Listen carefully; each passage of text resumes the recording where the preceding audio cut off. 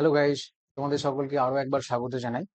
আজকের এই ভিডিওতে আমরা আরো কয়েকটা ডিজিটাল ইনিশিয়েটিভ অর্থাৎ ডিজিটাল প্ল্যাটফর্ম নিয়ে আলোচনা করব। এর আগের ভিডিওতে আমরা সোয়াম, সোয়াম প্রভা এই ডিজিটাল প্ল্যাটফর্ম বা ডিজিটাল ইনিশিয়েটিভ নিয়ে আলোচনা করেছি। আর আজকে আমরা আরো কয়েকটা ডিজিটাল ইনিশিয়েটিভস যেমন শোধ শুদ্ধি, শোধ গঙ্গা এই সমস্তগুলো নিয়ে আলোচনা করব। আর সাথে কয়েকটা প্রিভিয়াস ইয়ার কোশ্চেন দেখব, বোঝার চেষ্টা করব। তো চলো আমরা এগিয়ে যাই।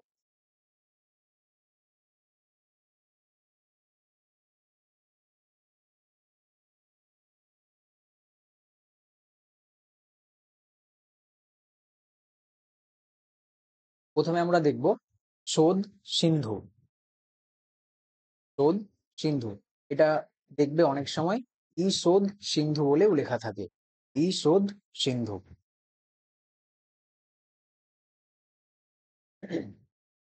তাহলে ministry of education has formed e Shodh Sindhu merging three consortia initiatives, namely UGC Infonet Digital Library, NLIST, and INDEST AICT Consortium। তাহলে এখানে বলছে যে শোধ সিন্ধু বা ঈষদ সিন্ধু যে ডিজিটাল ইনিশিয়েটিভ আছে, এটাকে ভারত সরকার বা ভারত সরকারের যে শিক্ষা মন্ত্রণালয় তিনটে ইনিশিয়েটিভ নিয়ে তিনটে ইনিশিয়েটিভকে নিয়ে একসঙ্গে মার্জ করে একটা ইনিশিয়েটিভ গঠন করেছে, যেটা হচ্ছে শোধ সিন্ধু বা ঈষদ সিন্ধু। যে তিনটে ইনিশিয়েটিভ নিয়ে গঠন করেছে সেই তিনটে ইনিশিয়েটিভ কি?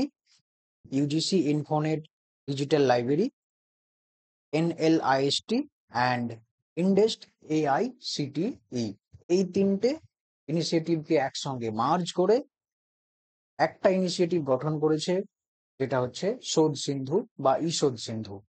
এবারে এই ঈষদ সিন্ধুর কাজ কি? EShodh Sindhu provide access to e-resource to university and college. The main objective of Ishod Sindhu Consortia for Higher Education e-resource is to provide access to qualitative electronic resource, including full text, bibliographic, factual database to academic institutions। তাহলে ঈষদ সিন্ধুর কাজটা কি? ঈষদ সিন্ধুর কাজটা হচ্ছে university বা কলেজকে বিভিন্ন resource অর্থাৎ electronic resource provide করা। একাডেমিক ইনস্টিটিউশন, একাডেমিক ইনস্টিটিউশন বলতে এখানে কলেজ ইউনিভার্সিটিকেই বোঝাচ্ছে। তো সেটাই বলছে কলেজ বা ইউনিভার্সিটিকে ই রিসোর্স অর্থাৎ ইলেকট্রনিক রিসোর্স, যেটা ইন্টারনেট ইউজ করে বা ইন্টারনেটের মাধ্যমে ইলেকট্রনিক ফর্মে, সেটা ফুল টেক্সট হতে পারে, বিবলিওগ্রাফি হতে পারে, বিভিন্ন ডেটাবেস হতে পারে। এই সমস্তগুলো ইন্টারনেটের মাধ্যমে কলেজ বা ইউনিভার্সিটিকে প্রোভাইড করে। তাহলে শোধ সিন্ধুর কাজ কলেজ ইউনিভার্সিটিকে রিসোর্স প্রোভাইড করা, প্রদান করা। তারপর আমরা দেখব শোধ শুদ্ধি।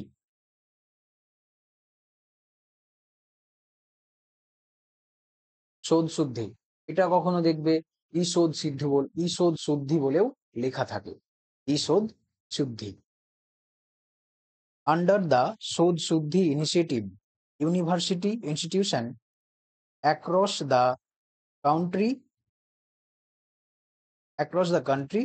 were provided access to original, a web-based plagiarism detected software system।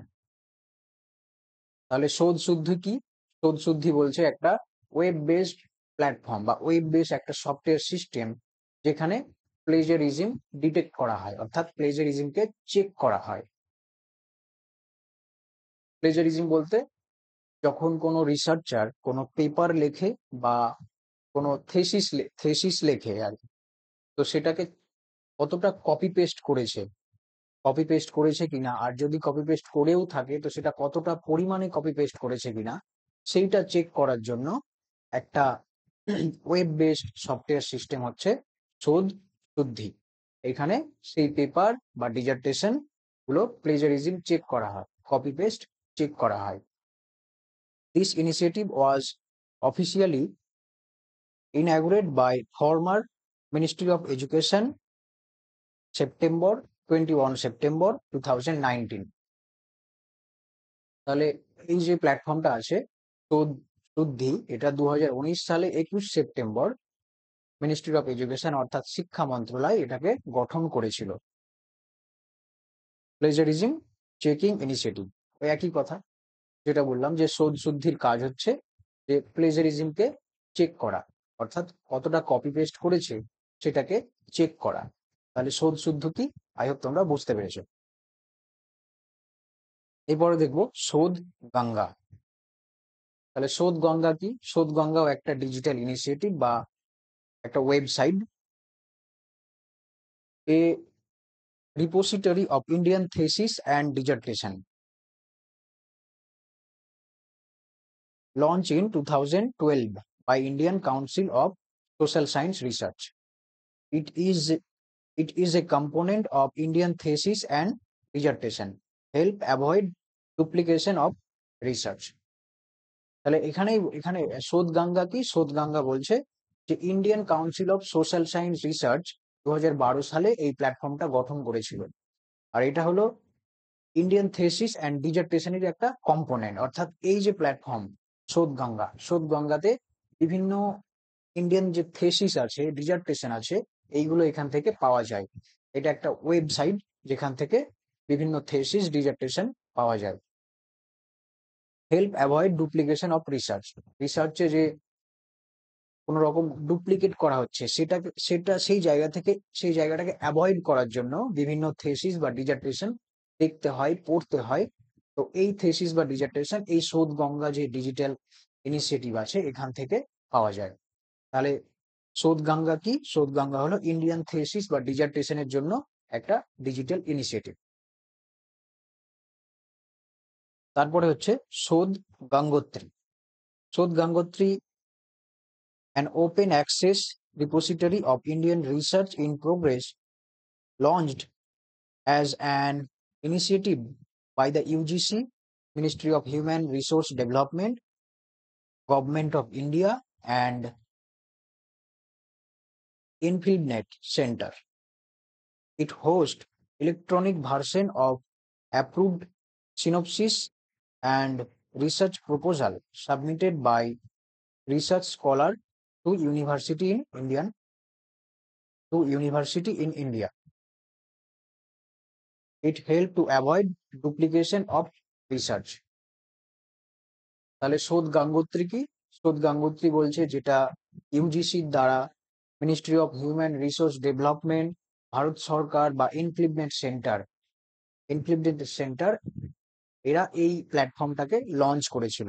আর এর কাজ হচ্ছে যে রিসার্চ করার ক্ষেত্রে বা রিসার্চ করার আগে যে একটা সিনপসিস তৈরি করা হয় বা রিসার্চ প্রপোজাল ইউজ করা হয়, মানে কোনো রিসার্চার কোন এরিয়া নিয়ে রিসার্চ করবে, কিভাবে রিসার্চ করবে, কোন মেথড বা কোন পদ্ধতি ইউজ করে রিসার্চ করবে, এই সমস্ত নিয়ে একটা টেন্টেটিভ একটা স্টেটমেন্টে আর কি, একটা টেন্টেটিভ স্টেটমেন্ট যেটাকে বলছে রিসার্চ প্রপোজাল। তাই এই যে রিসার্চের ক্ষেত্রে যে রিসার্চ প্রপোজাল বা সিনোপসিস, এটা এই শোধ গঙ্গোত্রী প্ল্যাটফর্মে ইলেকট্রনিক ভার্সনে থাকে। তাই বিভিন্ন রিসার্চের সিনোপসিস বা প্রপোজাল পাওয়ার জন্য এই শোধ গঙ্গোত্রী ওয়েবসাইট থেকে পাওয়া যায় আর কি। শোধ গঙ্গোত্রী ওয়েবসাইট গেলেই বিভিন্ন ইন্ডিয়ান যে রিসার্চারের যে রিসার্চের সিনোপসিস বা রিসার্চ প্রপোজাল সেইগুলো এখান থেকেই পাওয়া যায়। তাহলে শোধ গঙ্গোত্রী ইন্ডিয়ান রিসার্চের যে সিনোপসিস বা রিসার্চ যে প্রপোজাল সেই সমস্তগুলো এখান থেকেই পাওয়া যায়। তাহলে শোধ গঙ্গোত্রী সিনোপসিস বা রিসার্চ প্রপোজাল। তারপরে দেখবো বিদ্বান। এটা দেখবে ই বিদ্বানও লেখা থাকে। বিদ্বান is digital initiative provide database of profile of scientist, researcher and other faculty member working at leading academic institution and R&D organization. R&D organization মানে হচ্ছে রিসার্চ অ্যান্ড ডেভেলপমেন্ট অর্গানাইজেশন। তাহলে ই বিদ্বান কি? ই বিদ্বানও বলছে একটা ডিজিটাল ইনিশিয়েটিভ, যেটা কি প্রোভাইড করে? যেটা প্রোভাইড করে যে সমস্ত সায়েন্টিস্টরা আছে, রিসার্চাররা আছে, আর আদার যে ফ্যাকাল্টি মেম্বার গুলো আছে, তাদের একটা প্রোফাইলের ডেটাবেস প্রোভাইড করে।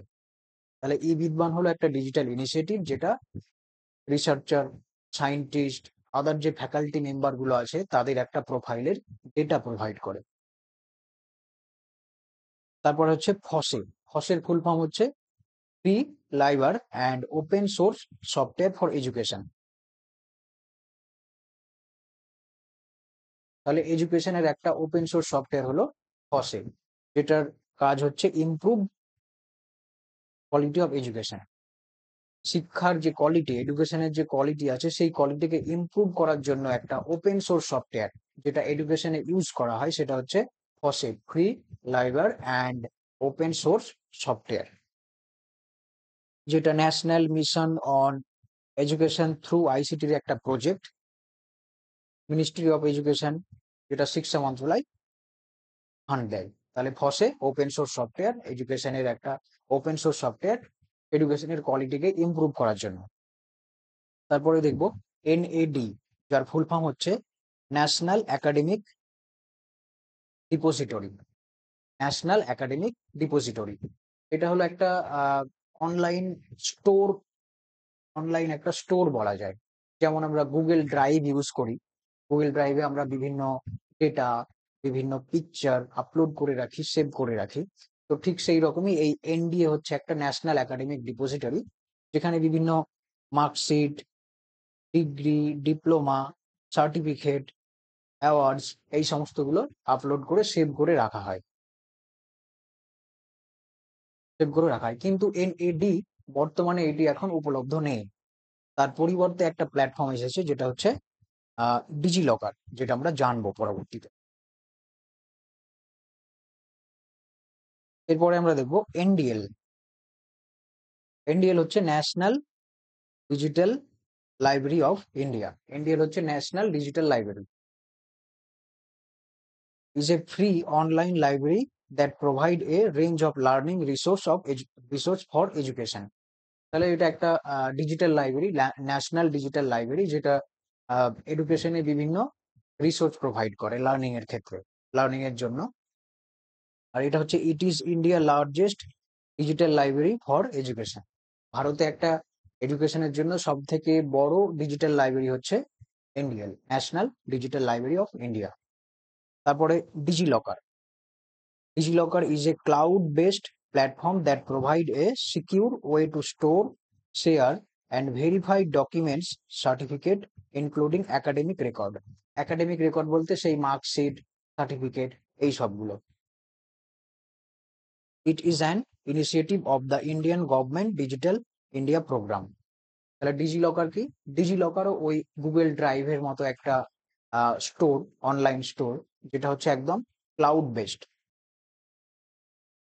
ক্লাউড বেসড প্ল্যাটফর্ম, যেখানে সিকিউর ভাবে সমস্ত ডেটাগুলোকে সিকিউর ভাবে রাখা হয়, স্টোর করা হয়, আর সিকিউর ভাবে শেয়ার করা হয়। আর বিভিন্ন documents, certificate, academic record, result, certificate এই সবগুলো ভেরিফাইও করা হয়। আর এটা হচ্ছে ভারত সরকারের একটা program, government digital digital India programme.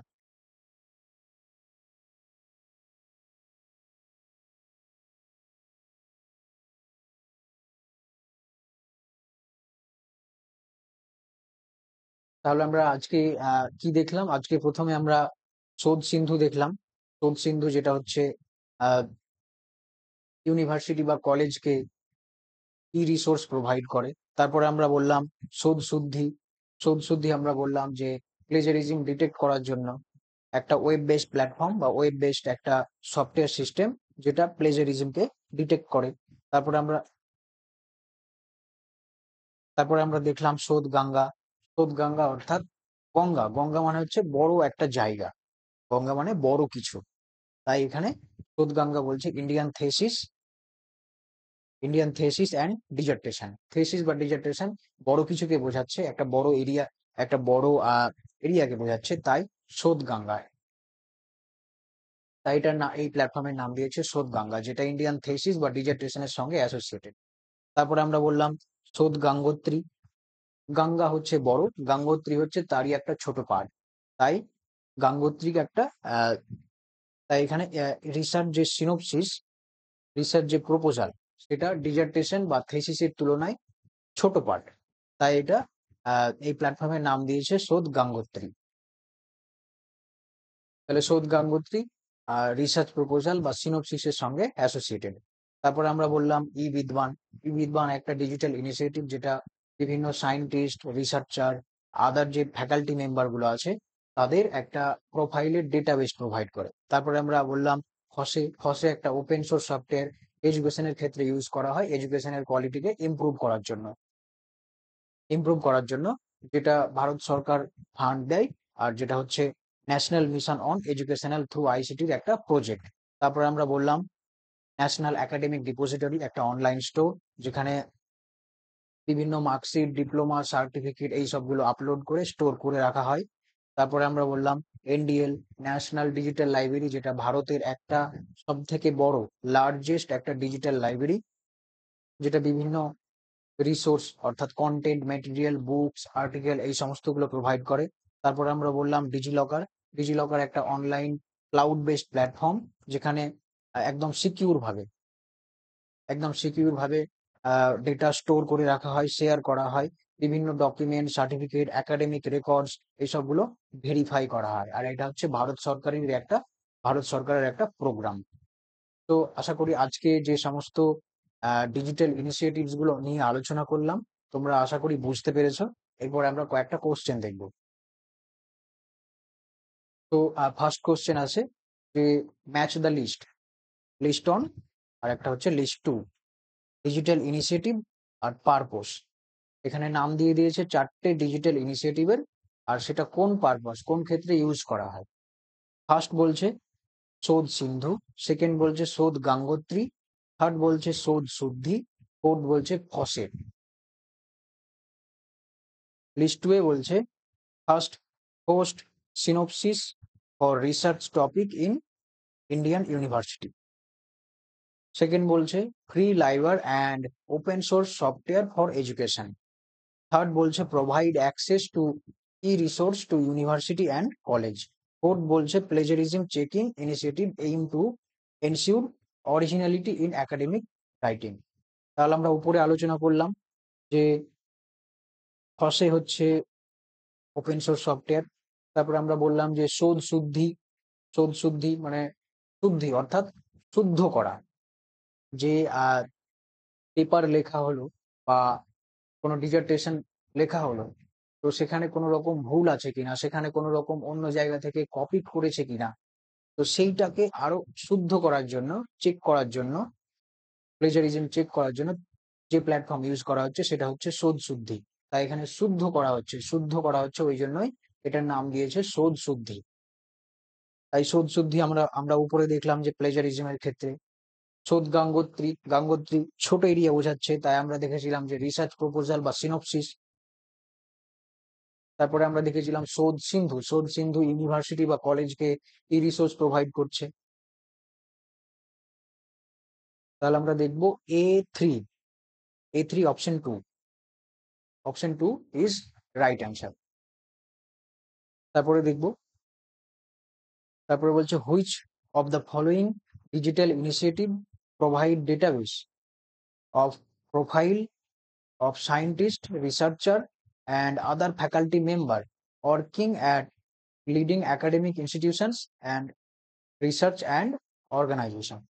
এখানে এটাই বলছে যে ইনস্টিটিউশনে বা রিসার্চ অ্যান্ড ডেভেলপিং অর্গানাইজেশনে যে যারা যুক্ত আছে, যে সমস্ত ফ্যাকাল্টি মেম্বার গুলো, রিসার্চার গুলো, সায়েন্টিস্ট গুলো, তাদের যে প্রোফাইলের একটা ডেটাবেস প্রোভাইড করে যে প্ল্যাটফর্ম, সেই প্ল্যাটফর্মটা কি? তাহলে আমরা উপরে আলোচনা করেছি এই প্ল্যাটফর্মটা হচ্ছে ই বিদ্বান।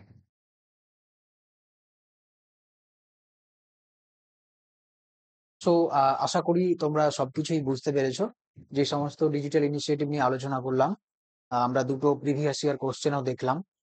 তো তোমাদের যদি ভিডিও ভালো লাগে তাহলে ভিডিওটাকে অবশ্যই লাইক করো, আর তার সাথে চ্যানেলটাকে সাবস্ক্রাইব করো, যেখানে তোমরা টু দ্য পয়েন্ট লেকচার পাবে, previous year question with explanation পাবে। আর তার সাথে অবশ্যই তোমরা টেলিগ্রাম চ্যানেল অবশ্যই জয়েন করো প্রিভিয়াস ইয়ার কোশ্চেন পাওয়ার জন্য, লেকচার রিলেটেড আপডেটস পাওয়ার জন্য। সো আজকের জন্য এতটুকুই।